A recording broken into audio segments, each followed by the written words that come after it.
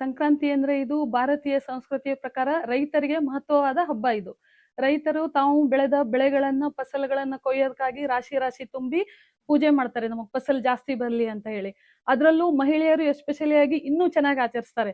ಬಣ್ಣ ಬಣ್ಣದ ಬಟ್ಟೆ ಹಾಕಿ ಬಣ್ಣ ಬಣ್ಣದ ಅಡಿಗೆಗಳನ್ನ ಮಾಡಿ ಎಲ್ಲಾರು ಒಂದ್ ಕಡೆ ಸೇರ್ತಾರೆ, ಸಂಬಂಧಿಕರು ಫ್ರೆಂಡ್ಸ್ ಎಲ್ಲ ಸೇರಿ ಎಂಜಾಯ್ ಮಾಡ್ತಾರೆ. ಅಂದ್ರೆ ತರತರದ ಅಡಿಗೆ ಅಂದ್ರೆ ರೊಟ್ಟಿ, ಚಪಾತಿ, ಕರಿಂಡಿ, ಚಿತ್ರಾನ್ನ, ಮೊಸರನ್ನ, ಎಲ್ಲಾ ತರದ ಚಟ್ನಿಗಳು ಎಲ್ಲ ಈ ರೀತಿ ಮಾಡಿ ತಿಂದು ಆಚರಣೆ ಮಾಡ್ತಾರೆ. ಅದರಲ್ಲಿ ನಾವು ನಮ್ಮ ಫ್ರೆಂಡ್ಸ್ ಎಲ್ಲ ಸೇರಿ ಏನ್ ಮಾಡಿದ್ವಿ, ಒಂದ್ ಕಡೆ ಕೂಡಿ ಎಲ್ಲಾ ತರದ ಅಡಿಗೆಗಳನ್ನ ಹಂಚ್ಕೊಂಡ್ವಿ, ಮಾಡಿದ್ವಿ. ದೇವ್ರನ್ನ ಅಲ್ಲೊಂದು ರಾಶಿಯನ್ನ ಇಟ್ಟು ಅಲ್ಲೊಂದು ದೇವ್ರನ್ನ ಇಡ್ತೀವಿ.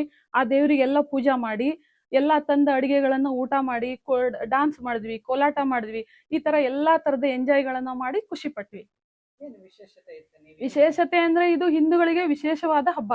ಇದನ್ನ ನಾವು ನಮ್ಮ ಸಂಸ್ಕೃತಿ ಮರೆಯಾಗ್ತಾ ಇರೋಂತ ಸಮಯದಲ್ಲಿ ನಾವು ನಮ್ಮ ಸಂಸ್ಕೃತಿಯನ್ನ ಉಳಿಸ್ಬೇಕಂತಾನೆ ಎಲ್ಲಾ ಮಹಿಳೆಯರು ಸೇರಿ ಆಚರಿಸುವಂತ ಹಬ್ಬ. ಮೊದ್ಲಿಂದಾನು ಆಚರಿಸ್ತಾ ಬಂದಿದ್ದಾರೆ, ಈಗ್ಲೇ ಅಂತಲ್ಲ, ಇನ್ನೂ ಹೆಚ್ಚಿನ ರೀತಿಯಲ್ಲಿ ಆಚರಿಸ್ಲಿ ಅಂತ ನಾವೆಲ್ಲ ಇನ್ನೂ ಮಾಡ್ತಾ ಇದೀವಿ.